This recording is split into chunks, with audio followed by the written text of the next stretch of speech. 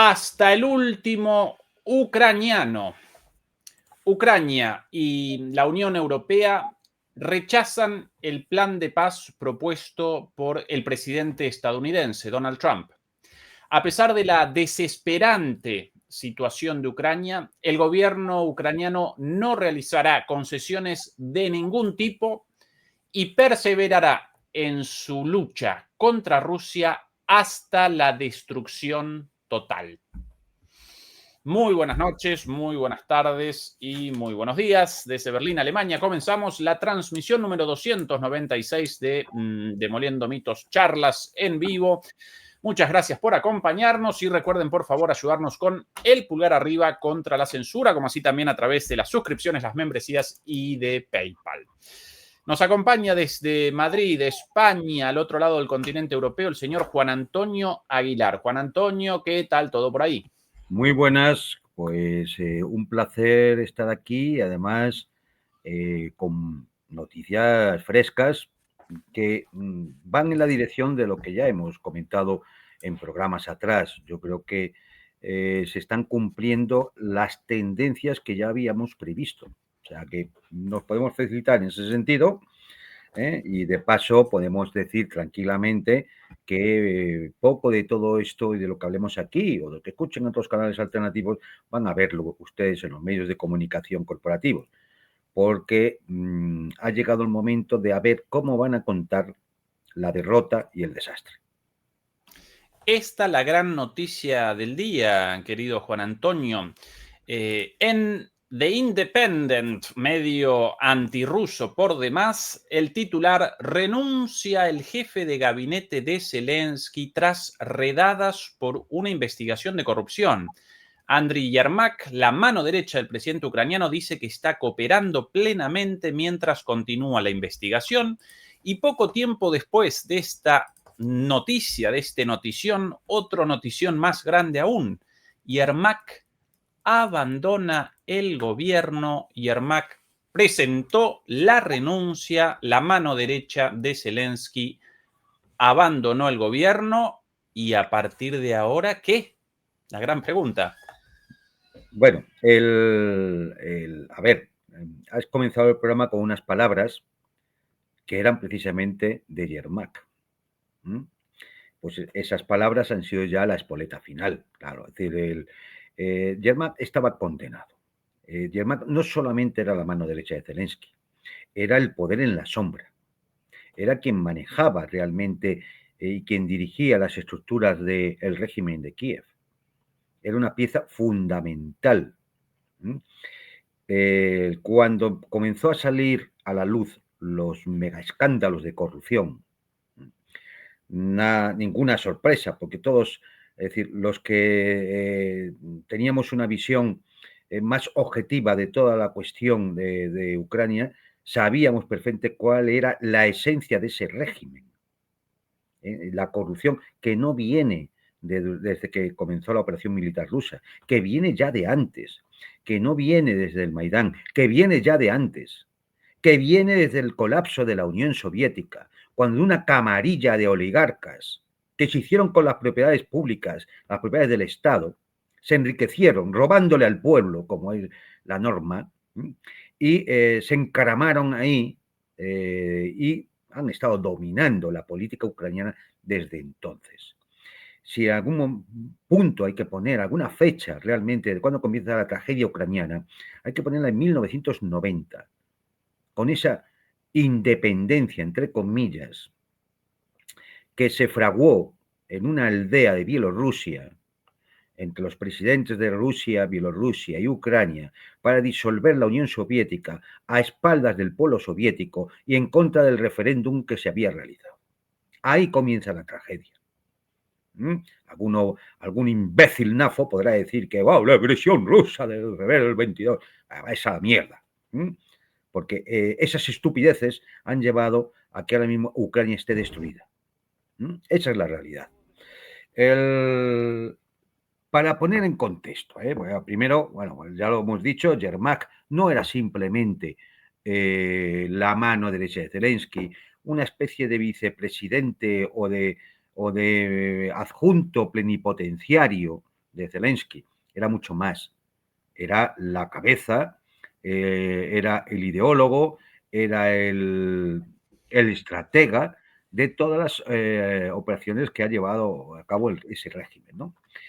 Y por tanto era parte de la red, de la camarilla, que ha dominado la política ucraniana y parte de la red y de la camarilla que se ha enriquecido con la corrupción. Pero la corrupción desde el principio. No es que ahora, como ya comentamos un día, ¿no? Como en la película Casablanca, cuando el dueño del bar Rix dice, qué escándalo, aquí se juega, como si no lo supiera, ¿no? Era su bar, era su café. Pues aquí lo mismo, qué escándalo, hay corrupción en Ucrania. No, el escándalo es que lo hayáis estado ocultando durante 3 años y medio para justificar la ayuda a un régimen criminal. Ese es el escándalo. A ver si se entera Felipe VI, rey de España, se entera de algo y sabe a quién está recibiendo en palacio, a un criminal, a un corrupto, a un ladrón. Es decir, a ver si se entera. Y con Felipe VI, el resto de los ciudadanos españoles y por extensión de los ciudadanos europeos. A ver, alguien puede preguntar, vale, pero pues entonces, si todo esto ya era así, ¿por qué ahora? ¿Por qué ahora? Bien. Entonces, hay que partir de 2 cuestiones para entender lo que está pasando. Uno, como ya se lo expresó públicamente muchas veces y lo dejó claro en la reunión de Alaska, el presidente Putin ha insistido siempre que un tratado de paz con Ucrania no lo puede firmar Zelensky. ¿Por qué? Porque es un presidente ilegítimo desde marzo de 2025, en el cual acabó su mandato, tendría que haber convocado elecciones y no lo ha hecho, escudándose en que tenemos una ley marcial por causa de la guerra. Pero yo animo, sobre todo a NAFOS, juntaletras y demás manipuladores de la prensa, animo a que se miren la Constitución ucraniana y vean en qué artículo está que el hecho de que haya una ley marcial hace que el gobierno pueda quedar en interinato indefinidamente, hasta que esa ley marcial acabe.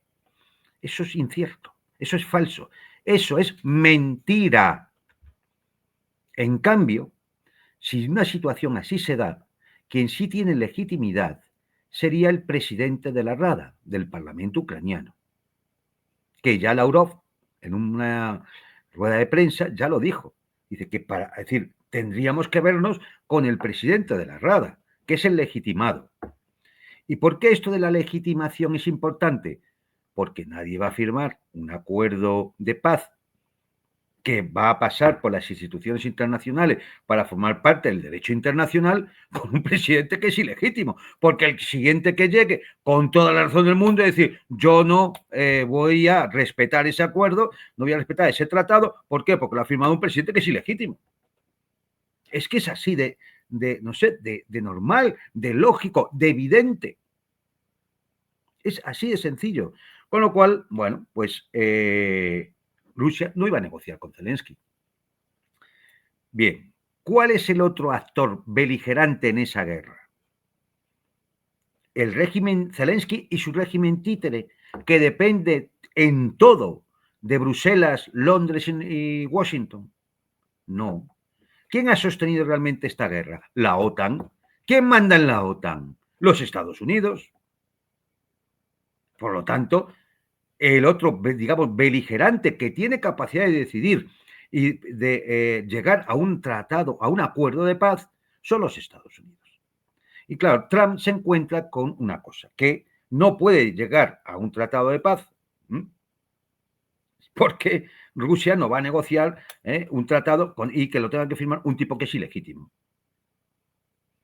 Consecuencia, Trump, que ve que tiene que cumplir una promesa electoral, que es acabar con el conflicto en Ucrania, o al menos con la implicación de Estados Unidos en el conflicto de Ucrania. Que además Trump necesita el acuerdo porque quiere llegar a establecer una serie de relaciones con Rusia que le conviene económicamente a Estados Unidos porque lo necesita. Y también porque quiere explotar lo ya firmado con el régimen ucraniano respecto a sus riquezas, en aquel pacto, en aquel acuerdo que también firmó Zelensky, entregándole prácticamente todas las riquezas e infraestructuras a Estados Unidos para que los explote, no sé, por generaciones. Y Trump necesita, además, parar la guerra, porque la guerra lleva un camino muy malo para Estados Unidos, para la OTAN, para Europa y para Ucrania. Los rusos avanzan en todo el frente. Ya lo dicen los propios ucranianos. Hay una diputada que decía hoy mismo, dice, es que claro, el frente avanza todos los días una media de 5 kilómetros. Claro, 5 kilómetros en un frente de 1000 y pico, oye, es que esto empieza a ponerse muy mal, muy mal. En la zona sur, por ejemplo, se están avanzando sobre líneas de defensa que están vacías, que no hay tropas. Ha caído Kupiansk, ha caído Pokrovsk, están cercados en Minograd, se ha entrado en Uliánovsk, se ha entrado en Seversk, se ha entrado en Konstantinovka, están a 15 kilómetros de Slaviansk. Es decir, la situación no puede ser más desastrosa. Consecuencia, Trump quiere evitar un desastre a la afgana, quiere evitar que el frente se derrumbe, el ejército colapse y nada pueda parar a los rusos hasta donde quieran llegar. Y claro, eso lógicamente, la prensa podrá decir lo que quiera, pero eso va en el debe de Trump. Eso luego le van a sacar los colores en Estados Unidos. Le van a decir, no solamente no paraste la guerra, sino que además toda la OTAN, con Estados Unidos enfrente, ha sido incapaz de detener al ejército ruso. Eso es muy peligroso. Y hay que recordar además que hay dentro de 10 meses hay unas elecciones de medio término cruciales en Estados Unidos. Con lo cual empieza a haber prisa. Dicho esto, ¿qué hace Trump? Mueve ficha. Y dice, vale, lo primero, quitarse de encima a Zelensky. Se le da el primer aviso con las investigaciones de la Oficina de Anticorrupción de Ucrania, la NABU, que está manejada por la Embajada norteamericana, como ya hemos comentado alguna vez, y por lo tanto depende de las instrucciones que le den Washington. La NABU se pone a investigar, empieza a hurgar. ¿Qué hace el régimen de Zelensky? Intenta prohibirla, intenta cerrarla. La Embajada norteamericana mueve fichas, lanza a la gente a la calle, hay protestas muy masivas, dejando ver el descontento de la propia población ucraniana con la situación. Zelensky da marcha atrás, Yermak da marcha atrás, no les queda más remedio que soportar a la NABU. La NABU sigue. Pasan todo el verano, pasa el mes de septiembre, parece todo tranquilo, pero llega este momento, este punto crítico, este punto de inflexión que hemos comentado. ¿Qué hace Trump? Ordena empezar a sacar escándalos de corrupción. Y la red de corrupción no es un caso dentro del sistema, no, es el propio sistema, porque alcanza a todo el régimen, las noticias se nos van quedando casi atrasadas a medida que hablamos. Es decir, se empezó con un amigo personal y amigo de negocios y también asesor de Zelensky, que era Timur Mindich, por un caso de comisiones en las facturas, en las contrataciones energéticas con Energoatom, que quien lleva el tema de energía en Ucrania.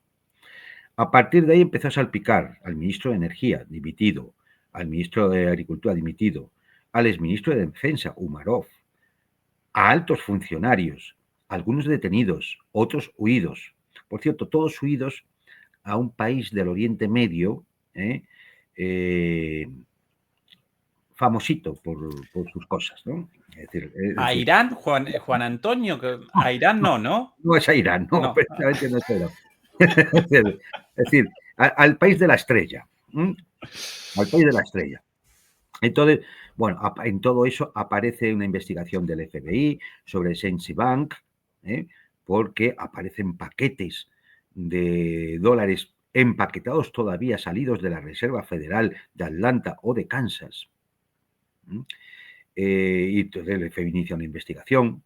Es una línea que lleva además hacia otro oligarca ucraniano, aunque siempre ha estado en Rusia y tiene negocios en Rusia, como Friedman, pero ahí la cosa no queda, vamos. Es decir, hay una otra empresa que aparece ya relacionada con Umerov, que es Firepoint, que se dedica ahora se dedica al tema de los drones, pero en la cual es parte directa Zelensky. Y este iba a fabricar los famosos misiles Flamingo, una estafa. También relacionada con Bagtal 95, que es una productora que está Zelensky, bueno, productora de espectáculos, que ahora se dedica también a los drones. Por supuesto, todo esto estaba relacionado y lo ha confesado así el famoso oligarca que empujó a Zelensky, Igor Kolomoisky, también de la misma tribu de la bandera de la estrella, como todos ellos, todos. Y uno dice, bueno, menuda red. La red es de tal magnitud que el propio informe de la NABU la califica como organización criminal de alto nivel. O sea que cuando aquí hablemos de que toda esa camarilla son una banda de criminales recibidos por el rey de España, estamos haciéndonos eco del dictamen de la Oficina Anticorrupción ucraniana. O sea, este es el panorama. Este es el panorama. Pero tampoco queda ahí. Yo tenía, es decir, más datos. Es decir, por ejemplo, la de una base naval que han vendido los terrenos por un importe mucho menor de su valor, en la que también están relacionados estos tipos. Y aquí también está entrando ya la mano norteamericana directamente, la desaparición de 48.000 millones de dólares. 48.000 millones de dólares de la ayuda internacional enviada a Ucrania. Dineros que han empezado a escaparse y lavarse y blanquearse por circuitos europeos, entre otros Estonia, de donde es cargo político y ahora ministra de las Relaciones Exteriores de la Unión Europea, Kaja Kallas. Y claro, todo esto que nos induce a pensar que la red llega hasta Bruselas y posiblemente más allá.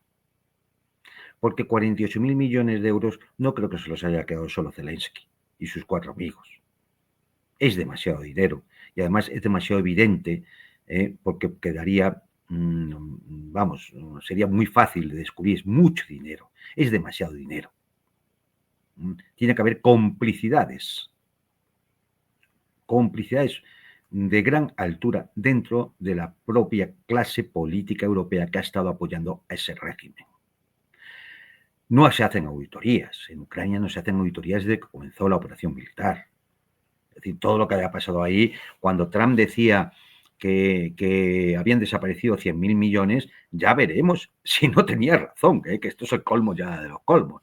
Ya veremos si no tendría razón de que efectivamente habían volado, no se sabe a dónde, 100.000 millones de dólares. Porque viendo lo que va saliendo. Y entonces, claro, es decir, como la mano derecha, como el que de alguna forma domina la situación, la controla, la maneja, era Yermak, es decir, en lo que es esa organización criminal de alto nivel, pues se le puso una especie de ultimátum hasta el Día de Acción de Gracias para que dimitiera. No solamente no dimite, imagino que siguiendo las directrices de sus compinches de Bruselas y de Londres, que no solamente no dimite, sino que encima se atreve a tirar por tierra el plan de paz de Trump. Con lo cual, estaba cantado que al día siguiente de Acción de Gracias los Estados Unidos moverían ficha. y ya la han movido. Han registrado los despachos y han obligado a destituir a Yermak. Simplemente que será la forma de carta de renuncia, ¿no? De dimisión. Realmente es una destitución porque él no tenía la más mínima intención de salir del poder. Dejando además solo y aislado a Zelensky. Es decir, estamos en el punto final. Una vez que, claro, esto ya se pone en marcha y ya efectivamente la maquinaria, una vez puesta en marcha, no se va a parar salvo que quiera Trump y le diga a la NABU, deja de investigar, es cuando Trump presenta esa propuesta de plan de paz de 28 puntos. Que es Zelensky con sus amigos, sus amigachos europeos intenta paralizar, intenta modificar, los europeos dicen que es inadmisible, que esto es una derrota estratégica de la OTAN. Ahí tienen razón, es una derrota estratégica de la OTAN. Es más, depende cómo acabe todo esto, es muy posible que la OTAN tenga fecha de caducidad, un futuro muy negro. Y bueno, pues esta es la situación a día de hoy. Y esto es lo que hemos visto hoy. ¿Qué veremos mañana? Pues depende de lo que vaya a hacer Zelensky. Todo indica que Zelensky no le va a quedar más remedio. Después del aviso de Trump, con sus propias palabras, de encontrarás un sitio donde vivir. Es decir, te tendrás que ir de Ucrania, te vas a tener que ir. Y en un sitio encontrarás donde vivir, donde puedas estar con tus hijos, con tu mujer, con tus padres. ¿Sabéis dónde están los padres viviendo, los padres de Zelensky, dónde viven? En el país de la bandera de la estrella. No, pero yo sí, habría respondido acertadamente. Claro, con lo cual Trump sabe perfectamente, pues, es decir, cómo se está jugando ya la partida. Zelensky lo debe de saber. Zelensky, yo no sé si de verdad no pensaba que la cosa iba a llegar hasta aquí, porque hay que ser un poco obcecado, ¿eh? O efectivamente ya están todos tan... es como una rueda de asesinos, ¿no? Es decir, ya o caemos todos o juntos y no lo sé, pero, es decir, pero da el hundimiento, ¿no? Es decir, da la sensación de que están en esas, porque si no, hombre, se tendría que haber percatado de que los mensajes eran clarísimos. Es decir, la acción de anticorrupción de la NABU va unida a la propuesta de paz de 28 puntos de Trump, que tiene sus cosas, pero es cierto que le da a Rusia prácticamente la mayor parte de las condiciones que ponía para conseguir un tratado de paz. Ojo, es una propuesta. Todavía queda por negociarla con el Kremlin. De hecho, creo que Van Witkoff y Jared Kushner van a Rusia a tratar ya con el documento oficialmente a entregar la propuesta. Porque tengamos en cuenta una cosita, ¿eh? Lo que hemos conocido de la propuesta de los 28 puntos, esto es lo que se ha filtrado de la prensa. No hemos visto el documento oficial. Ha sido filtrado, además, por un elemento pernicioso, un traidor llamado Kellogg, general Kellogg. Es decir, un neocons, pero no es un neocons, sino que también debe estar implicado en la trama de corrupción ucraniana porque su hija tiene negocios allí. Curiosamente. Y esto también nos retrotrae al asunto de Hunter Biden, el hijo de Joe Biden, que también era miembro del Consejo de Administración de Burisma, la principal empresa gasística de Ucrania. O sea, esto ha sido todo el gigantesco expolio de un país al cual, bueno, se le lanza contra Rusia porque había que buscar una derrota estratégica de Rusia y además los poliamos, ¿no? Y robamos a mansalva. Y mientras tanto uno tiene que aguantar que este majadero, el pulgón verde de Kiev, venga aquí a ver el cuadro de Guernica y le reciba el otro tipo en la zarzuela y encima se lleve casi 1.000 millones de euros sacado de los bolsillos de los españoles. Que es que tiene narices, es que tiene, perdón por la expresión, tiene cojones. Que este ladrón, con su camarilla, vengan a España, le reciban como poco menos que un héroe de la democracia, lo paseen y encima se lleven 1.000 millones de nuestros bolsillos. Y esto es lo que estamos viendo. ¿Qué pasa? Pues que lo que ustedes, queridos ciudadanos españoles, también del resto de Europa, van a ver en televisión, van a ver en la prensa, lo estarán cocinando ahora, porque claro, algo tienen que empezar a decir. Porque si le dicen las cosas como se las estoy diciendo yo, o como se las puede decir a Ezequiel, o el coronel Baños, o a Ariel Pierrez, o cualquier otro, o Alberto Iturralde, que si escuchan a ellos y nada más, y no les dicen otro relato, pues ustedes se van a cabrear, y se van a cabrear con razón. Hay que evitar eso. Claro. ¿Qué vamos a decir cuando el presidente del gobierno español pues, lo recibe en Moncloa? Querido Vladimir, querido amigo. Menos mal que no digo que dijo cómplice, ¿no? Pues ya sería el colmo. En fin, muy lamentable porque además nada de esto nos era desconocido. Nada de esto hemos dejado de contarlo.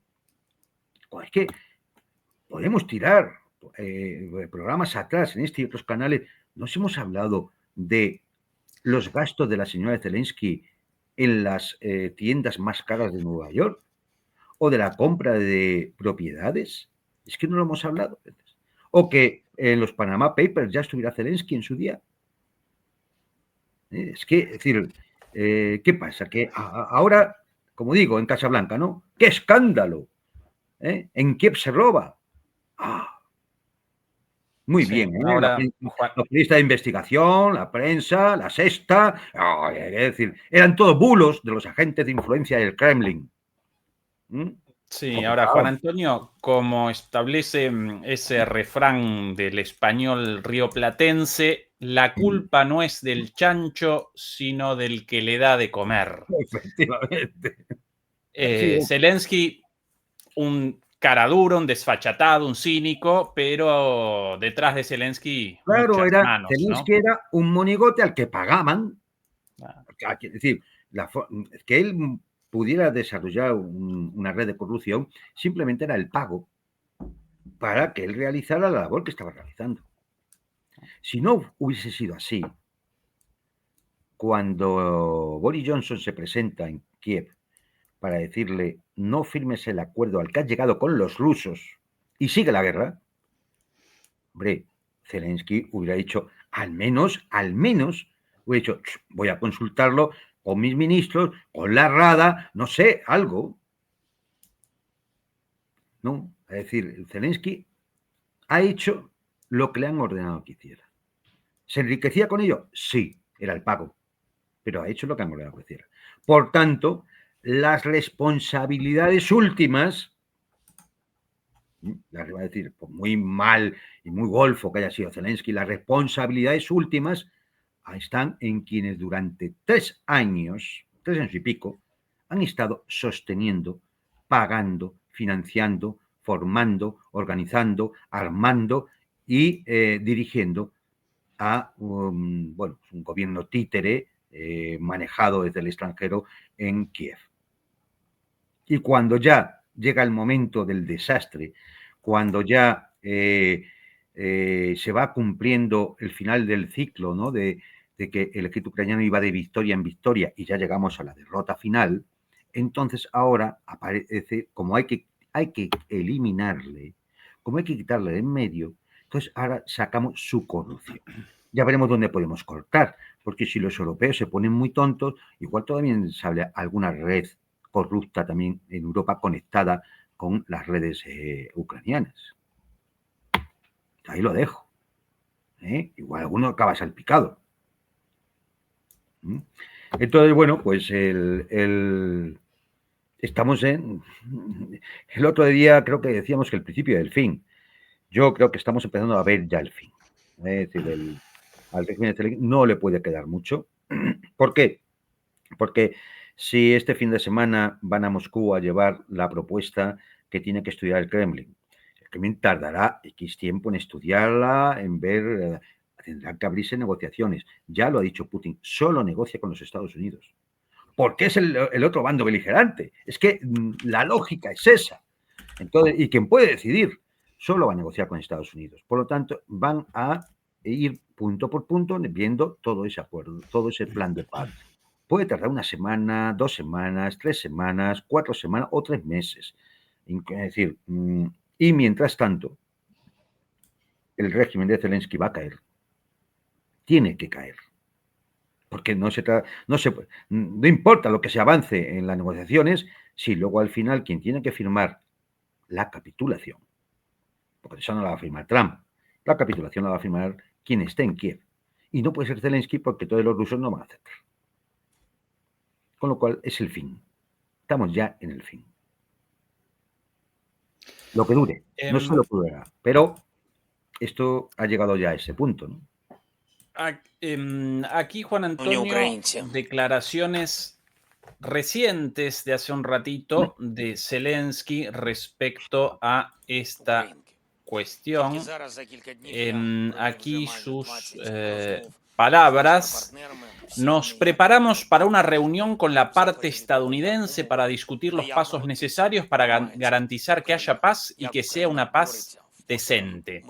Y cuando toda la atención se centra en la diplomacia, se necesita fuerza interna para defenderse en la guerra. La fuerza interna es la base de nuestra unidad externa y nuestra relación con el mundo. Y para tener fuerza interna no debe haber motivo para distraerse con nada más que la defensa de Ucrania. No quiero que nadie tenga preguntas sobre Ucrania. Por eso estamos... Hoy se tomaron las siguientes decisiones internas. En primer lugar, se reiniciará la oficina del presidente de Ucrania. El jefe de la oficina, Andriy Yermak, renunció. Le agradezco a Andriy por representar siempre la postura ucraniana en las negociaciones tal como debe ser. Siempre ha sido una postura patriótica. Pero quiero que no haya rumores ni especulaciones. En cuanto al nuevo jefe de la oficina, mañana mantendré consultas con quienes puedan dirigir esta institución. Pronto tendremos negociaciones y nuestros representantes estarán presentes. Incluirán al jefe del Estado Mayor, al representante del Ministerio de Asuntos Exteriores, al secretario del Consejo Nacional de Defensa y nuestra inteligencia. Y cuando todos enfrentamos el desafío externo de la guerra, debemos ser fuertes internamente. El 100% de nuestra fuerza se centrará en la defensa de Ucrania. Vale, pues reinicio, un reinicio. El reset. El reset. Bueno, vamos a ver. Es una llamada a cerrar filas. Ya sabe claramente la gravedad de la situación. Entonces, es una llamada a que otros actores dentro de Ucrania no se estén planteando en estos momentos, vamos a acabar con la situación. Por ejemplo, una mayoría en la Rada, llevada por Poroshenko, Timoshenko u otros. Por ejemplo, un grupo de altos mandos militares que decidan hasta aquí hemos llegado, o algo así. Ha sido una llamada a cerrar filas. No sé cómo lo ha llamado él, lo de la oficina presidencial, la reconfiguración o algo así, ¿no? Vamos, es decir, que la tiene que quedar de nuevo con una nueva persona y tiene que hacer consultas. Os voy a decir yo la primera consulta que va a hacer. A Washington a decirle, ¿a quién pongo? ¿Quién queréis que ponga? Y ese va a ser. Si quiere ir por el camino menos malo. Si quiere ir por el camino más malo, puede llamar a Londres o a Bruselas y decirle, ¿a quién queréis que ponga? Y entonces la cuestión empeorará. Es muy lamentable tener que escuchar esto de un tipo que hace tiempo dijo en una entrevista en televisión que Yermak se iría cuando se fuera él. Se iría conmigo, dijo exactamente. Yermak estará aquí y se irá conmigo. Igual hasta todavía hace honor. Es decir, que él salga un día después que Yermak. Pero, desde luego, no lo sé. A lo mejor incluso Zelensky a estas alturas está pensando en que lo mejor sería irse. Lo que pasa es que no le van a dejar. Ahora tiene que cumplir las órdenes que le den para dejar todo preparado antes de que tenga que dejar la presidencia y se proceda a dar un paso adelante en el tema de las negociaciones de paz. O seguir haciendo caso a Bruselas, pensar que los europeos le van a salvar de todas, y entonces en la siguiente investigación de la NABU, ¿no? Igual es su despacho el que acaban registrando. Igual, pues algún momento alguien sale detenido. O igual, efectivamente, alguien no cierra filas y nos encontramos con un golpe palaciego interno, o un golpe en la rada, o un golpe militar.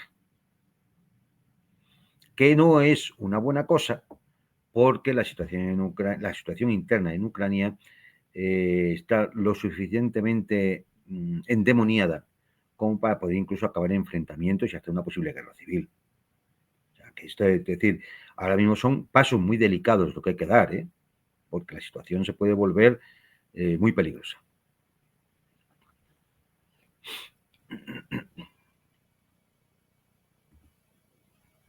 Por aquí algunas de las repercusiones de esto aquí en Reuters. El hombre para siempre de Zelensky dimite en medio de una investigación por corrupción en Ucrania. Una de ellas... Hoy recuerdo muchos refranes. Otro muy lindo refrán del español, ese de no se puede tapar el sol con la mano. Bueno, en este momento, Juan Antonio, incluso los medios occidentales, ante la magnitud de la corrupción, la magnitud del colapso militar de Ucrania, ya comienzan a presentar una perspectiva muy parecida a la nuestra, Juan Antonio. Claro que nosotros la presentamos desde hace 3 o 4 años. Antes de que murieran más de 1 millón de personas, sí, claro. Efectivamente. Aquí, por ejemplo, Guardian, la búsqueda o el allanamiento en las propiedades de Yermak tendrá enormes repercusiones para Ucrania y potencialmente para las conversaciones de paz. Reacción inmediata. Las revelaciones de que la Policía Anticorrupción está registrando la propiedad del jefe de gabinete de Volodymyr Zelensky, Andriy Yermak, tendrán enormes repercusiones para la escena política ucraniana y posiblemente también para las negociaciones de paz. Lo mismo que básicamente el mismo análisis de Juan Antonio, pero ahora por Guardian, más antirruso imposible. Aquí, por otro lado, un señor llamado Christoph Wanner, el enviado del periódico alemán Die Welt, perteneciente al grupo Axel Springer, el dueño de Bild, el grupo mediático más importante de Alemania,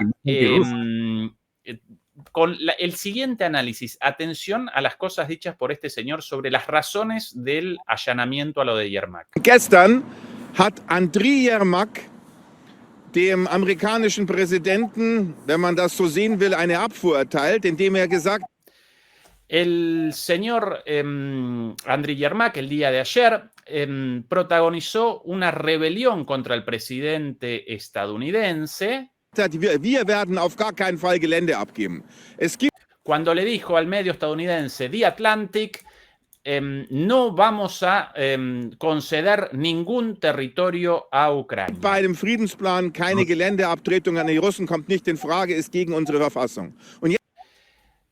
Constitucionalmente no le concederemos ningún territorio a Rusia. Eso dijo Yermak ayer al medio Atlantic. Jetzt sagen hier einige Kollegen, die Amerikaner haben die NABU geschickt, so heißt diese Antikorruption. Y ahora algunos colegas reporteros estadounidenses aquí en Moscú me dicen que ahora los estadounidenses le enviaron al NABU a Yermak. So heißt dieses Ermittlungsbüro. Esta es la situación actual en Ucrania, dicho por ellos mismos. Es que da risa, ¿verdad? Es que da risa. Es que para llamar al director de Bill. Hombre, ya se ha enterado usted, hombre. Ya se ha enterado. ¿Qué águilas son? Es decir, no, ahora tienen que elaborar, es decir, no pueden ocultar, lógicamente, lo que está pasando, Porque ya decir, lo que pueden hacer es silenciarlo, limitarse a los aspectos más superficiales, ¿no? Pues un caso de corrupción, pues tenía otro baño de oro como el otro, ¿no? Es decir, pues, los aspectos superficiales, y tener que elaborar una narrativa para justificarse. Porque claro, son 3 años y medio de mentiras, 3 años y medio engañando a la gente, engañando a la ciudadanía, 3 años y medio sacándole el dinero a la gente para mandárselo a esta camarilla, a esta organización criminal de alto nivel, según la propia NAU. Claro, y esto a ver cómo lo justificamos ahora, ¿no? Entonces, tendrán que elaborar una narrativa, evidentemente. A ver, que nadie se engañe. Yermak no pudo decidir él solo. Es decir, pues ahora voy a decir que no vamos a cumplir el plan de paz de Trump. ¿Qué país? Y Zelensky no sabía nada, ¿no? En esa rebelión Zelensky no sabía nada. Claro que lo sabía. Claro, que esa es la posición, porque esa es la posición de Bruselas. Esa es la posición europea. Esa es la posición de Meloni, de Merz, de Macron y de Sánchez, de Starmer. Esa es la posición. Es decir, y por tanto, Yermak, ¿qué hizo? Hacer público la posición de los que le están protegiendo, de los que les están sosteniendo en esta situación. O sea, que nadie se engañe. No, o sea, no vayan a hacer ahora, a decir, como se suele decir, ¿no? Lanzadas al cascaer del caballo, ¿no? Cuando el jinete cae del caballo, ahora le pegamos las lanzadas. No, hombre, no. Pero vamos a ver, pero es que aquí hay que tirar de hemeroteca y tenemos que volver a poner imágenes, por ejemplo, de Zelensky en el Parlamento español, o en el Parlamento británico, o en el Parlamento francés. Hay que volver a ponerlas para que la gente recuerde la ignominia. Es decir, hace falta hacerlo. O todos lo recordamos. Y ahora nos enteramos, ¿no? No lo pueden tapar. Evidentemente no lo pueden tapar. Y bueno, pues lógicamente aquí hay que decirlo, Trump está ganando la partida porque tiene mucho más poder. Claro, es que el 70% de la OTAN la mantiene Estados Unidos. Es que el general jefe de la OTAN siempre es un general norteamericano. Es que manda el Pentágono. Es que tiene más poder. Es que sin Estados Unidos, no el ejército ucraniano, todo el ejército europeo no soporta un enfrentamiento con Rusia. Entonces, ¿qué van a hacer? Bueno, pues no lo sé, no sé qué se les ocurrirá.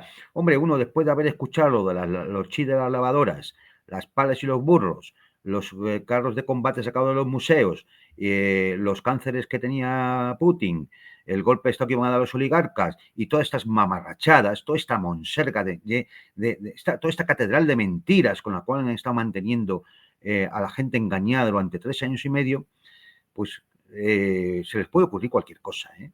Es decir, al final la NABU estará manejada por Putin, el dinero lo puso Putin allí, es decir, no sé, algo se les ocurrirá, y si no, yo qué sé, y harán un atentado de falsa bandera en algún punto de Europa para justificar que Putin está amenazando a toda Europa, yo qué sé, es decir, se les ocurrirá algo porque más allá del ridículo en el discurso, sí hay un hecho objetivo. Esto es una derrota en toda línea. Es una derrota de la OTAN, que demuestra su inutilidad. Y demuestra también que para esa inutilidad nos cuesta muchísimo dinero, que no se justifica. Y ahora, en este plan de paz, cuando hay unas declaraciones de Putin en las que dice que lo de que él amenaza a Europa es una tontería y que está dispuesto a dejarlo por escrito en el Tratado de Paz, ¿qué dicen estos señores? Que es una artimaña de Putin para engañarnos, nos lo creamos y luego lanzar los ataques. Es decir, entre lo malos que son, como mala gente, lo malos que son como analistas y el delirio mental que tienen, que el caso más palpable, que ya hay un periodista italiano que lo ha escrito mejor que nadie, es decir, que la señora Kallas simplemente lo que hace es mandarla al médico. Esta señora mentalmente está muy mal. Muy mal. Aparte es una ignorante, una analfabeta. Una corrupta que viene de una familia ya corrupta desde la época de la Unión Soviética. Aparte de eso, está mentalmente muy mal. Y en esas manos estamos, locos, ladrones, belicistas. Bueno, pues nada. Si esto sirviera para que los ciudadanos europeos se enteraran de una vez de que los que le han mentido 100 veces le van a mentir 101 y nada no puede fiarse de ellos, que hay que tumbar esa clase política, financiera, económica, mediática, cultural, que esto hay que cambiarlo por completo, que Europa tiene que hacer un reset, pero ese sí, entero, ¿eh? Es decir, si no se percatan de eso, bueno, pues mañana les van a salir, mañana o pasado, cuando elaboren, cuando en el Centro de Comunicaciones Estratégicas de la OTAN, en Riga, por cierto, elaboren un nuevo relato para intentar seguir justificando lo injustificable. Porque claro, si no, si esto se acaba, ¿cómo va a justificar la OTAN, la Unión Europea, un plan de rearme que significa la ruina del estado del bienestar a nivel europeo? ¿Cómo lo va a justificar? Y en esas están. Y tienen mala pinta, ¿eh? Aquí, Juan Antonio, por cierto, 3.000 demoledores conectados y apenas 1.000 likes. Por favor, demoledores, ayúdenos contra la censura a través del pulgar arriba. Eso para nosotros es fundamental. Aquí, Juan Antonio, una publicación del día de hoy, hace algunas horas, nomás hace 2 horas, del Ministerio de Asuntos Exteriores alemán. Atención a este texto. Putin tiene en la mira a la Unión Europea y a la OTAN. Nuestros servicios de inteligencia emiten advertencias urgentes. Como mínimo, Rusia se está creando la opción de declarar la guerra a la OTAN para 2029. Debemos disuadir agresiones rusas junto con nuestros socios y aliados. Bien, ese es el relato. Quieren la guerra en 2029, Juan Antonio, según la cuenta oficial de... Va a ser el 17 de febrero, a las 4 de la tarde. Porque la inteligencia alemana, que es casi un oxímoron, es una contradicción in terminis, es decir, él ya sabe que va a ser el 17 de febrero a las 4 de la tarde del 2029. Es decir, este tipo es imbécil o nos toma por imbécil a los demás. Es decir, pero vamos a ver. ¿En base a qué? Informes de inteligencia, ¿por qué no los presenta? ¿Alguna prueba? No sé, algo. Algo. No sé, es decir, ¿por qué iba a declarar la guerra en 2029? ¿Por qué no en 2028? Es más, si ahora están más débiles, en el momento que se llega a un acuerdo de paz en Ucrania, ¿por qué no lanzar las divisiones sobre Polonia y los Bálticos? ¿Por qué en el 2025? ¿Por qué tiene que esperar a 2029? Es que no se dan cuenta que es una insensatez de un tipo que es un miserable traidor a Alemania, el pueblo alemán, que está ahí, bueno, que ha trabajado siempre para quien ha trabajado, y que está ahí para cumplir los designios de una clase oligárquica que para nada considera las necesidades de los alemanes. Es decir, o sea, la gente tiene que hacerse preguntas. Tiene que hacerse preguntas. A ver, ¿por qué el 2028? ¿Cómo lo sabe este señor? Oh, la inteligencia alemana. Pues la inteligencia alemana. Pero si no habían detectado ni siquiera que les habían pinchado, la NSA les había pinchado el teléfono a Merkel y a sus ministros. ¿Pero qué inteligencia? Si no se enteraron de lo del Nord Stream. ¿Pero qué inteligencia? ¿La tonturria alemana será? ¿Otra cosa? No, a ver, esto es mentira. Esto es parte del relato que le quieren ustedes hacer creer, porque si no, todo el plan de rearme se va a venir abajo. Y entonces, ¿qué va a pasar? Si ya no hay la excusa para sacarles a ustedes el dinero y llevarlo a las corporaciones del complejo militar industrial manejadas por los grandes grupos financieros y los fondos de inversión, es decir, ellos. Si ya no hay esa excusa, entonces, ¿qué va a pasar? Entonces, ¿cómo van a justificar la situación social, los recortes, la deuda, la inflación, el empobrecimiento. ¿Cómo lo van a justificar? Si ya no está Putin el malo, y allí junto a Kim Jong-un y Xi Jinping y los ayatolas y Maduro, si ya no está, ¿cómo van a justificarlo? Entonces, el rey queda desnudo. No deja de ser curioso, fíjate, es decir, es que a veces las cosas tienen hasta su gracia por cómo suceden. No deja de ser curioso que la operación de la NABU se llamara Operación Midas.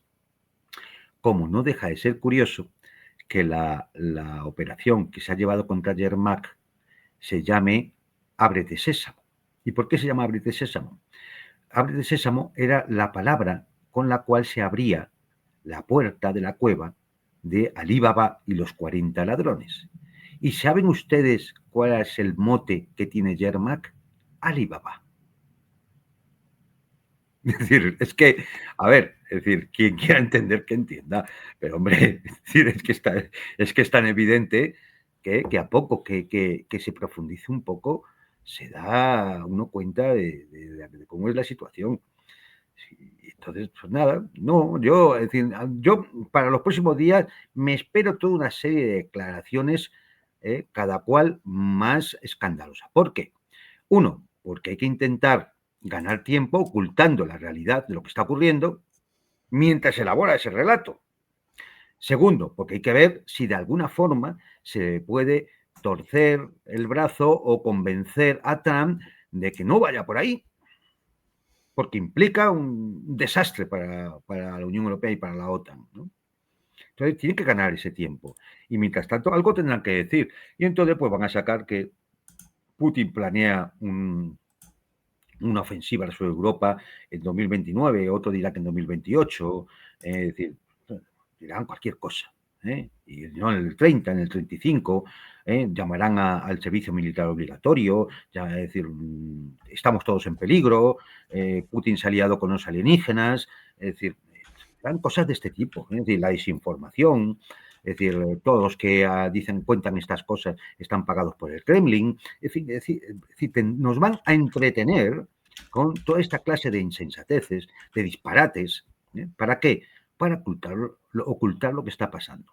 Porque en el fondo, si en algún momento los negociadores norteamericanos y rusos llegan a un acuerdo en los 28 puntos, donde además Rusia, claro, todavía no se lo han presentado oficialmente, en algunos puntos todavía va a sacar más, porque eso es una negociación. Eso es una negociación. Y va a decir, no, este punto y este punto y este punto me los he reformado porque yo así no los acepto. Y entonces, teniendo la sartén por el mango, como la tiene ahora Rusia, tanto en el campo de batalla como a nivel ya global, pues muy posiblemente Trump, mientras lo que no toque lo que Trump quiere sacar, que es el retorno de la inversión, entiéndaseme esto, del dinero que Estados Unidos ha puesto ahí y las ganancias pertinentes, pues accederá. Y entonces, pues, claro, ese plan de paz se verá obligado a ser firmado por las autoridades ucranianas. Y para entonces ya no puede estar Zelensky. Habría un alto el fuego inicial, las tropas ucranianas se tenían que retirar de todo el Donbass, convocatoria de elecciones en 100 días, que sería el plazo de negociación, y una vez llegado a esos 100 días, el nuevo presidente que saliera sería el que tendría que firmar. Y además se va a ver obligado a firmar, irremediablemente, porque el que va a salir de esas elecciones, os aseguro, porque son elecciones convocadas por el mundo democrático, ¿no? Os aseguro que va a salir el que quiera Trump.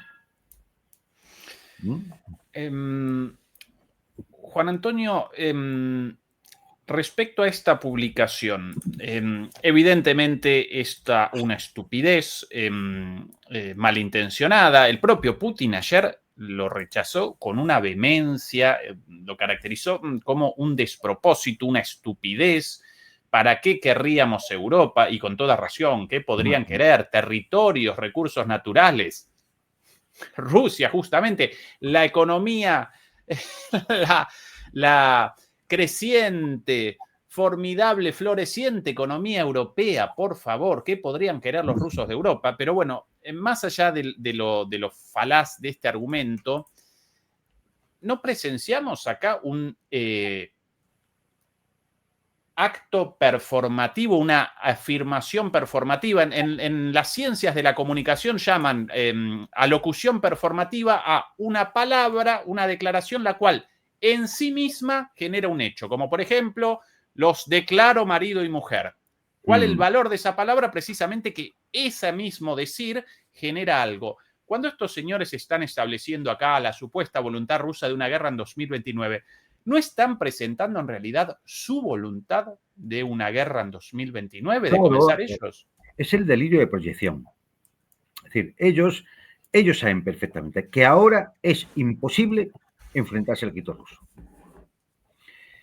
Y ellos cuentan con que, hombre, un proceso de rearme, de militarización en Europa, de vuelta al servicio militar obligatorio para poder tener tropas, porque no las tienen ahora mismo. Es decir, cuando uno escucha las tonterías estas de no, vamos a poner 800.000 efectivos en las fronteras del este, 800.000 efectivos cada 3 meses, nos está poniendo en 2 millones y pico de efectivos al año. ¿De dónde? A ver, ¿de dónde lo van a sacar? A ver, cuéntenme usted, déjeme ver el plan. Es decir, bueno, pues claro, ellos esperan en ese tiempo 2 cosas. Uno, efectivamente, rearmarse, preparar la logística. Hay cambios incluso en las líneas férreas, en carreteras y demás, puentes que ahora mismo no aguantarían el peso de los vehículos blindados, ¿no? Ellos piensan efectivamente todo el rearme y para entonces habrá habido elecciones en los Estados Unidos y tienen la esperanza de que haya otra administración. Y entonces poder efectivamente hacer frente a un conflicto en el este, en el cual intenten de nuevo, de alguna forma, provocar una derrota estratégica a Rusia, que es lo que vienen buscando, porque ya no tienen otra salida. Ya no tienen otra salida. Es decir, esto está en una situación social, económica, muy mala, toda Europa. Y entonces, bueno, pues cuando eso ha ocurrido otras veces en la historia, se ha ido a la militarización y se ha ido a la guerra como una forma de salir.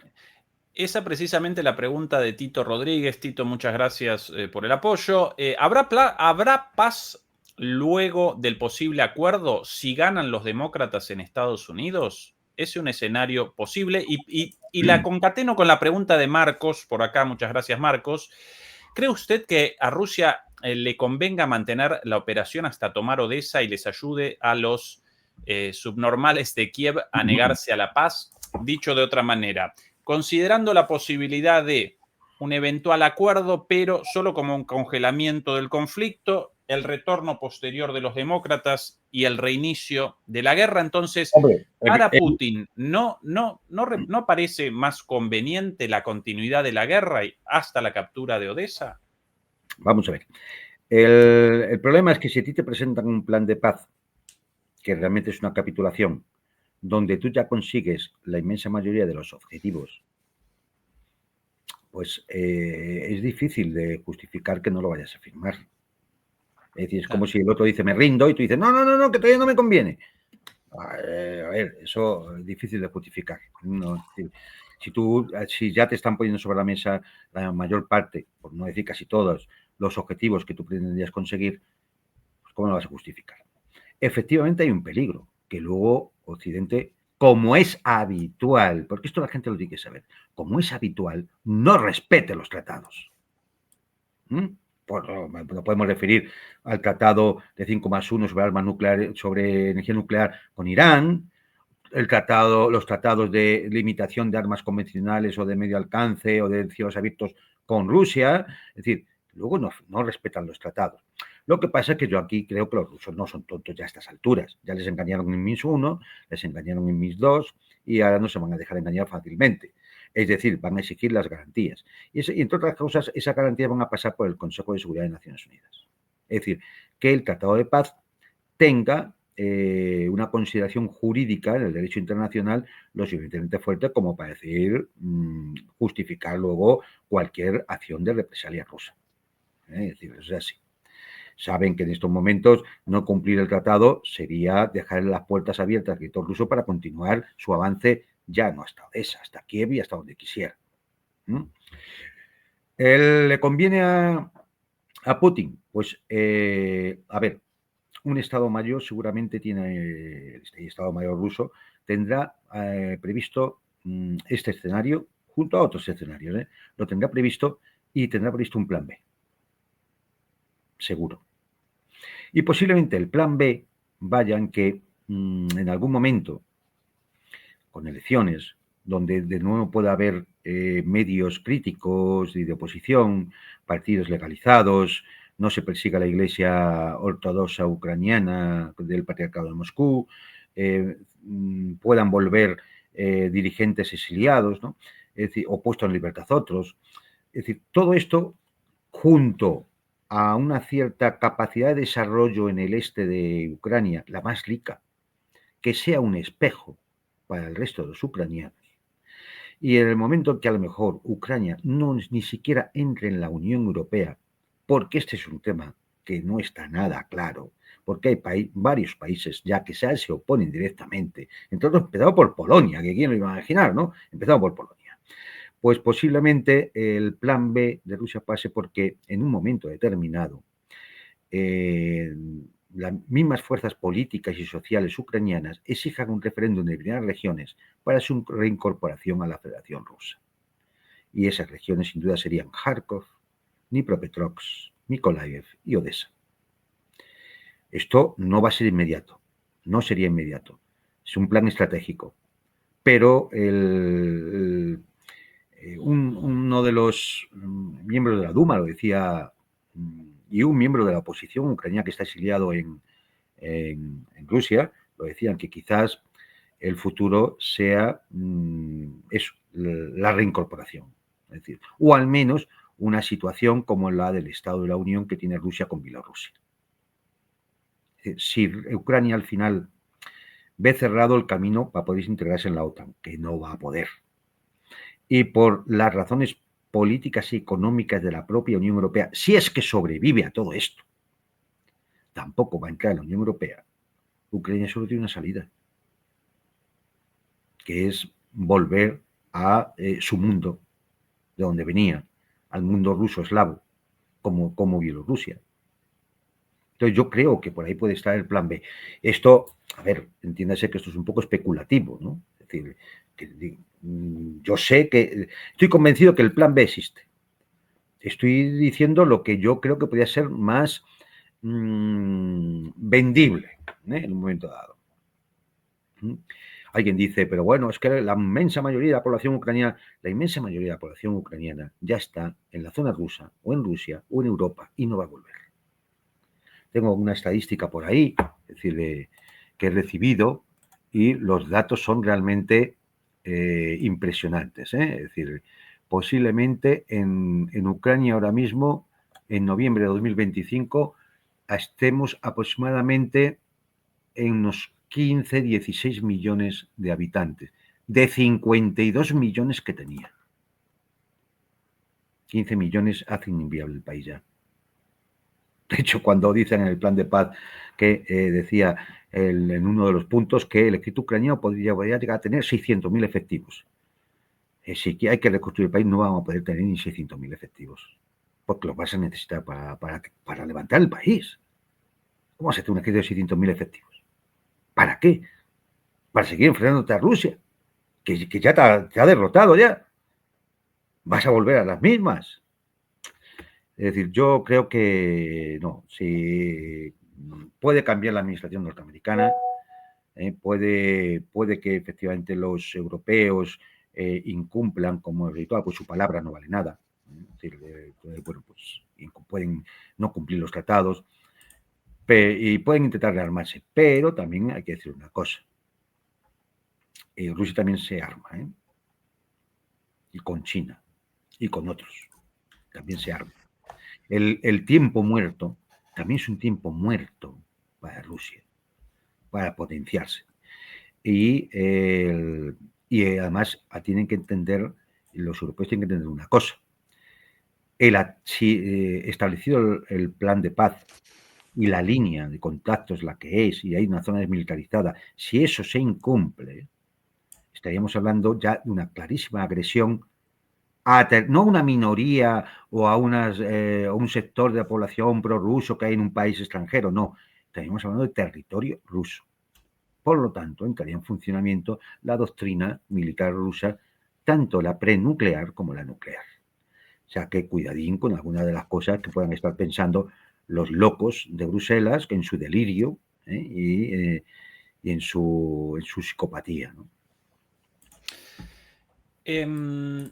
Sin abandonar del todo a Rusia, Juan Antonio, querría tu opinión sobre esta situación. Aquí Delcy Rodríguez, el día de hoy, Delcy Rodríguez, por cierto, la ministra de Relaciones Exteriores venezolana, en una conferencia binacional con Rusia. De su equipo de gobierno nos acompañan ministros del gabinete. Hoy, cuando Venezuela está bajo graves amenazas de agresión militar, agradecemos todas las manifestaciones de solidaridad que permanentemente Rusia, tu gobierno, el pueblo ruso, el parlamento ruso han dado a nuestro país. Tengan la certeza de que Venezuela no se rendirá y tengan la certeza de que Venezuela saldrá victoriosa defendiendo la paz y defendiendo la sagrada soberanía de este país. Extraordinaria noticia para... Bien. ¿Cuál es la posibilidad o cuán probable una intervención rusa en defensa de Venezuela directa o indirectamente? ¿Cómo podría participar Rusia ayudando a Venezuela o cómo participa ya? Juan Antonio, ¿cuál es la importancia del factor ruso en la situación actual entre Estados Unidos y Venezuela? Bueno, o sea, en primer lugar, la información, lógicamente, es bastante confidencial. Este tipo de información es bastante confidencial. No le van a estar comunicando al enemigo, al adversario, lo están comunicando, pues, qué tipo de sistema de armas se están diciendo de Rusia o de Irán, que también sabemos que ha llegado, o de China, que también sabemos que ha llegado, o la que en un momento determinado pudiera ceder a algún otro país sudamericano, que podría ser. Pero bueno, sí que se ha dejado escapar, por ejemplo, que sistemas antiaéreos, de radares, de guerra electrónica, drones iraníes han estado llegando. Que han estado llegando a asesores, porque claro, muchos de estos sistemas de armas los venezolanos no los conocen. Hay que enseñarles a manejar o incluso manejarlos, como han hecho oficiales de la OTAN en Ucrania, que han muerto en zonas de combate precisamente porque estaban o como asesores o manejando determinados sistemas de armas. Con lo cual, la ayuda existe, es palpable, pero también es verdad que de la misma forma que ha ocurrido en Ucrania, se intentará impedir que haya un choque directo entre tropas norteamericanas y tropas rusas o chinas, de lo que sea, ¿vale? Es decir, eso se intentará. ¿Por qué? Porque hay que evitar siempre los riesgos de escalada. No es lo mismo, bueno, pues una operación militar a la cual tú te vas a resistir y con todos los medios que dispongas, a que se produzca una escalada incontrolable que todos sabemos dónde puede acabar. Bueno, yo lo único que de este tema, porque ya empieza, es decir, no es de ayer, el tema del despliegue norteamericano en el Caribe ya lleva muchas semanas. El efecto sorpresa se ha perdido. Cada día que pasa, el ejército venezolano se sigue entrenando, sigue recibiendo asesoramiento, sigue recibiendo nuevos sistemas de armas.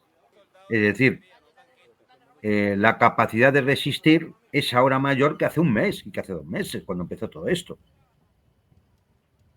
Por tanto, yo no veo, no creo que se llegue a ese punto de estupidez de intentar hacer una invasión terrestre de un país montañoso y lleno de selvas, que se puede llenar de guerrillas, que va a haber guerrillas que han estado en Colombia, que van a pasar al lado venezolano a combatir a los norteamericanos,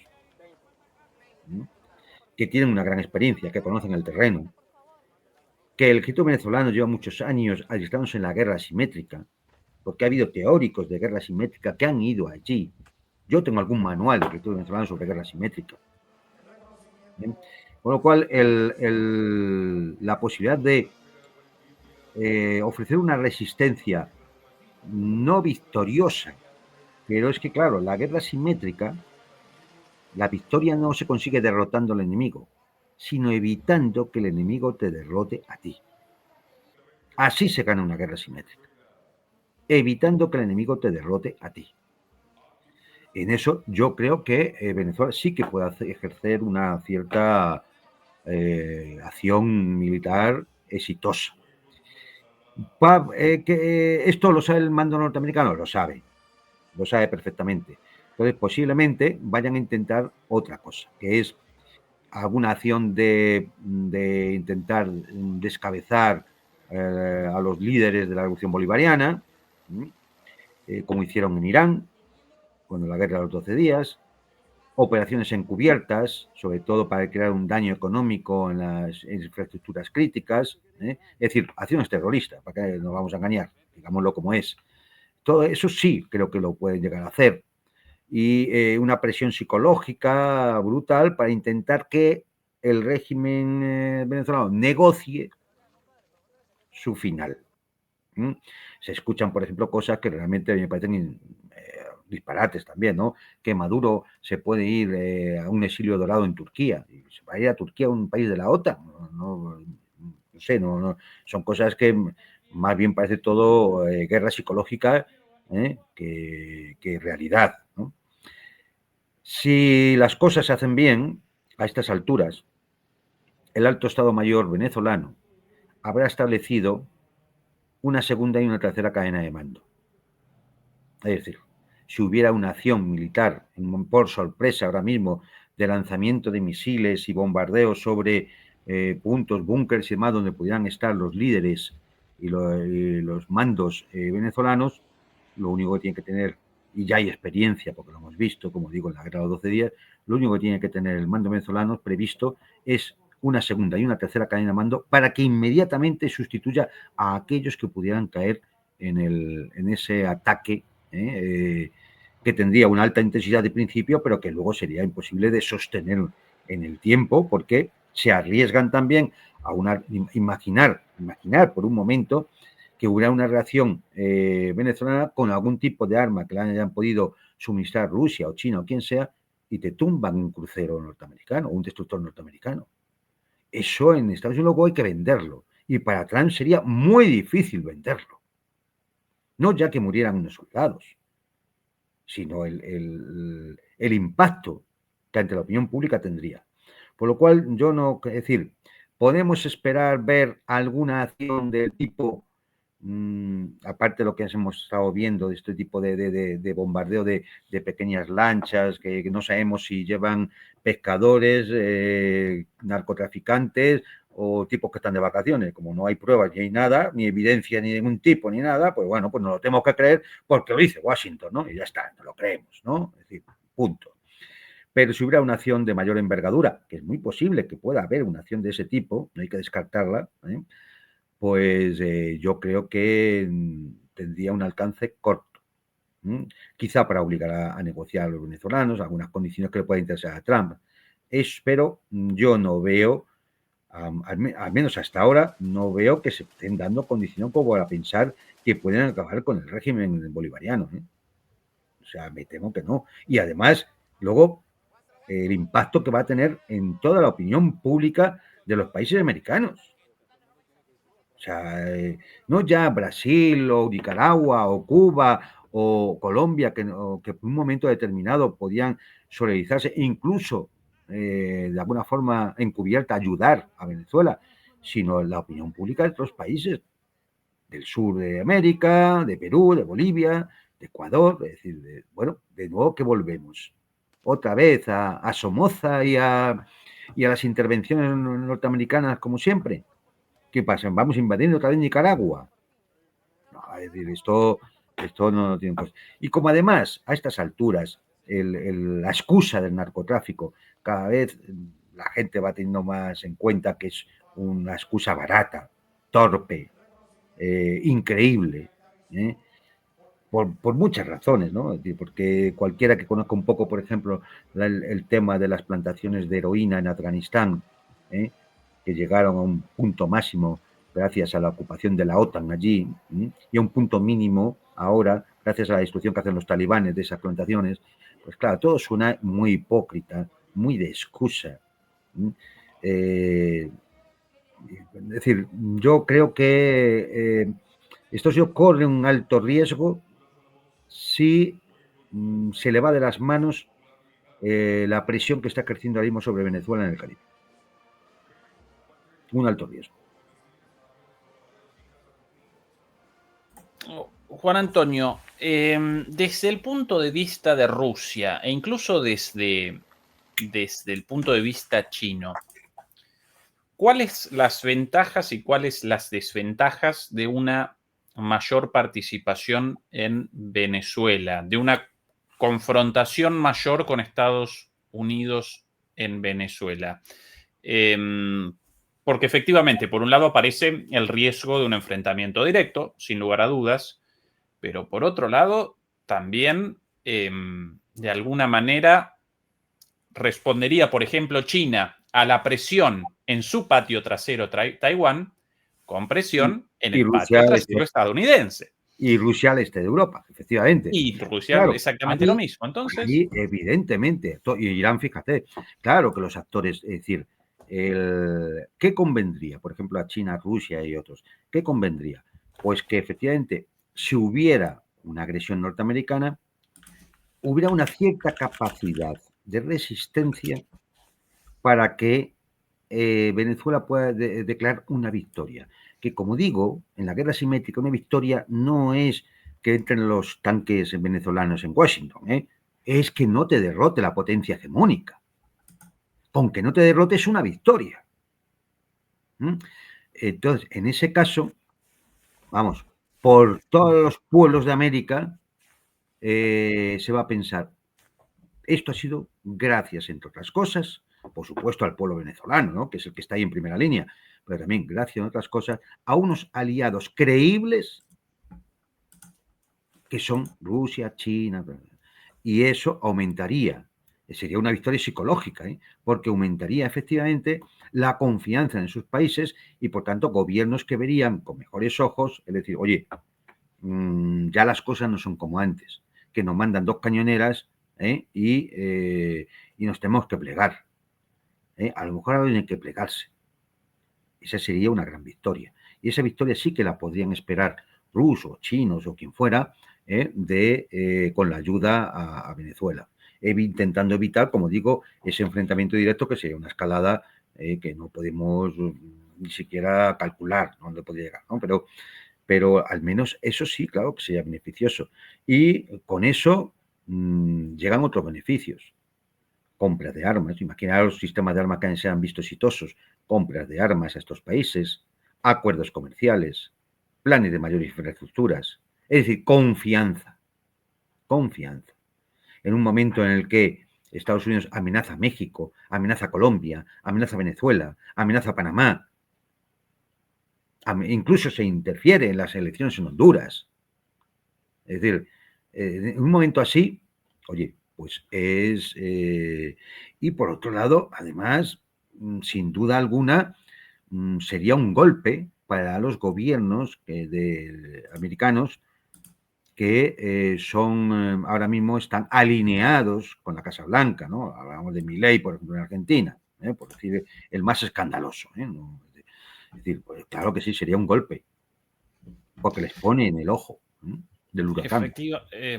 Por cierto, mañana vamos a realizar una charla con Nicolás Lantos, para mí uno de los analistas políticos más lúcidos de Argentina, sobre Milei en el contexto geopolítico regional. Aquí la publicación de Trump sobre Honduras La democracia está en tela de juicio en las próximas elecciones en el hermoso país de Honduras el 30 de noviembre.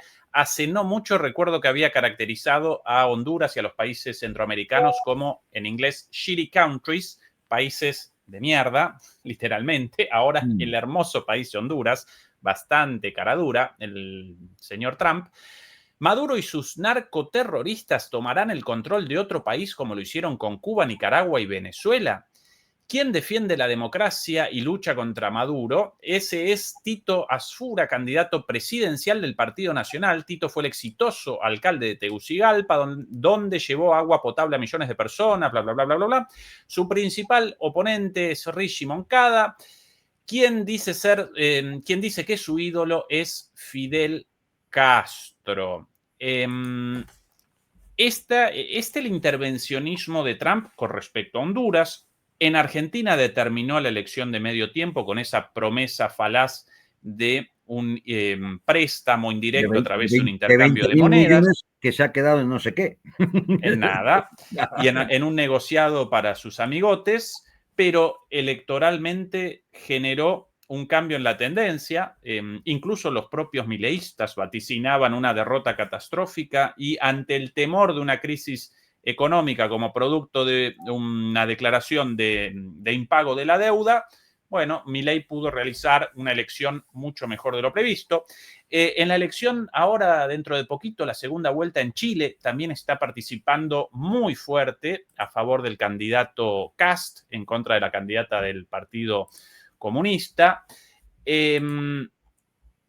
Para mí, una intervención política mucho más fuerte e incluso indirectamente militar, China y rusa, generarían un quiebre tanto para América Latina, para el continente latinoamericano, como incluso para China y para Rusia en su relación con Estados Unidos. Según Scott Ritter, Rusia habría establecido 2 barcos de guerra en aguas venezolanas, esta información no confirmada, pero a veces generan la sensación los rusos y los chinos de que todavía no aparecen en ese nivel de confrontación con Estados Unidos, aunque materialmente ya sí comienzan un enfrentamiento directo en un mundo multipolar, todavía carecen de ese impulso para comenzar a estar presentes donde deberían estar presentes en oposición a Estados Unidos. ¿O realizo una interpretación equivocada, Juan Antonio? No, sí es así. Hombre, lo que pasa es que, como digo, esto es diplomacia oculta también. Es decir, por ejemplo, yo estoy convencido que satélites chinos y satélites rusos van a dar inteligencia al ejército venezolano. Convencidísimo. No tengo la más mínima duda. Y que si hay que mandar más sistemas de guerra electrónica, más sistemas antidrones, más sistemas, lo van a mandar. Es decir, el aparecer implicado directamente, claro, ten en cuenta que también eso afecta a la política interior tanto de China como de Rusia, como de cualquier otro de los actores, ¿no? Entonces, son mucho más cuidadosos. No quieren aparecer como unos imperialistas que van allí. Es decir, se cuidan mucho. En China por tradición, no lo ha hecho nunca.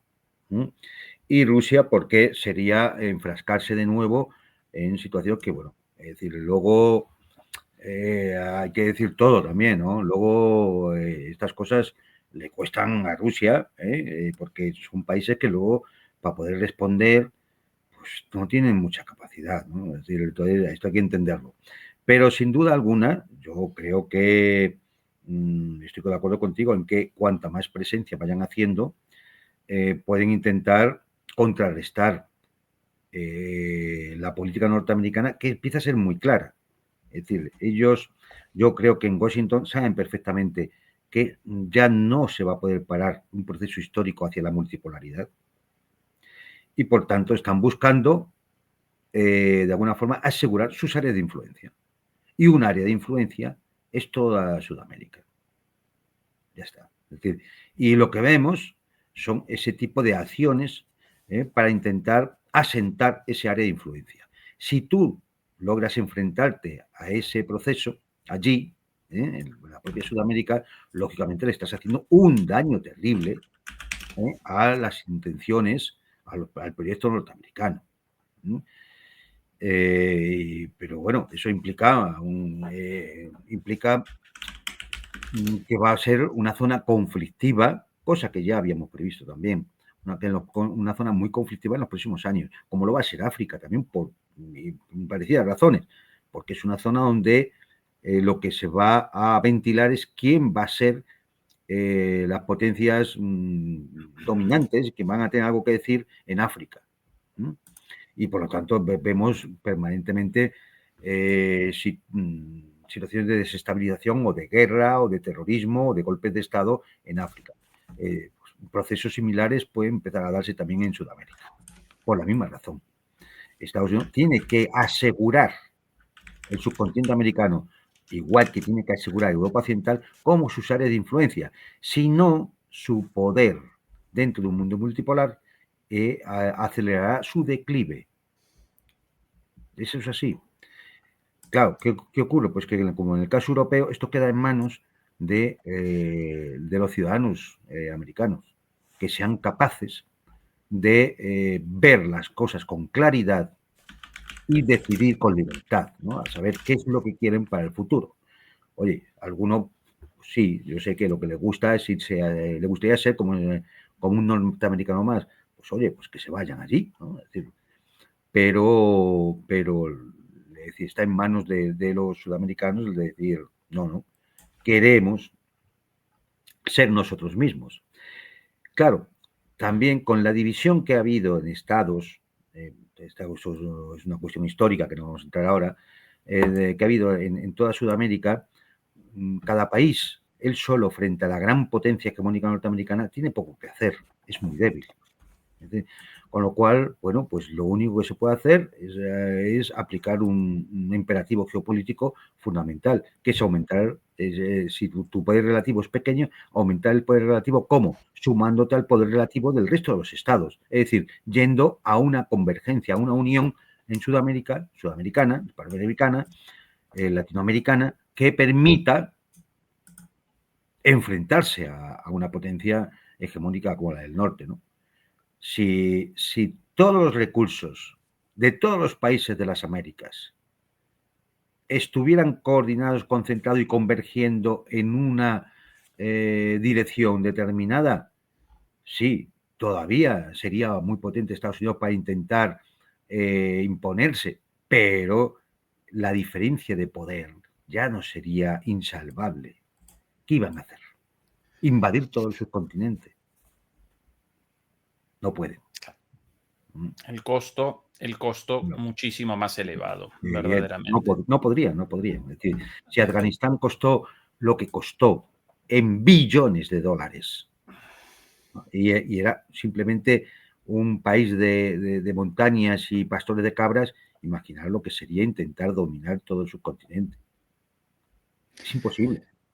Las elecciones en Honduras en apenas 2 días, solo como comentario de color, aquí las frases, los lemas de campaña, atención a esto, Juan Antonio, por un lado de Asfura, mencionado por ahí por Trump, papi a la orden, es el lema de campaña, papi a la orden, el candidato de Trump. La candidata ahí defenestrada por Trump en su alocución, Rixi Moncada, su lema, lo público y la soberanía nos unen, que el pueblo siga gobernando, no volverán. Y por ahí otro candidato también cercano a Trump, Mario Rivera, del Partido Demócrata Cristiano, con el lema, unámonos a los gringos por un cambio distinto. Confesión de parte, relevo de pruebas. Esto es lo de como en Argentina, lo de Braden o Perón, ¿no? Es decir, claro, es que es lo mismo, ¿no?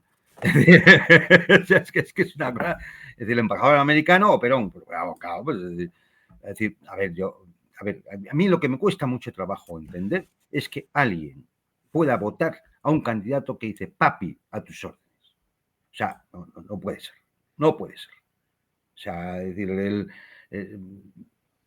no me entra.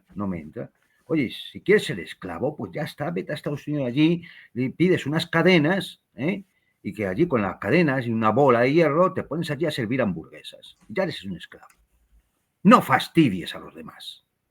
No, y ahora te machacan a palazos también, además, Sí. además, porque inmediatamente apresado por el ICE y deportado y maltratado en el medio también, ni siquiera los quieren a los vendepatrias. Pero bueno, no, lógicamente no todos los migrantes latinoamericanos en Estados Unidos vendepatrias, pero a estos vendepatrias con frases como papi a tus órdenes, dependamos, ¿cuál la otra? La de unámonos a los gringos, eso sí, vendepatrias, eso sí a Estados Unidos. Bienvenidos, ahí abierta la puerta. Quien quiera, adelante.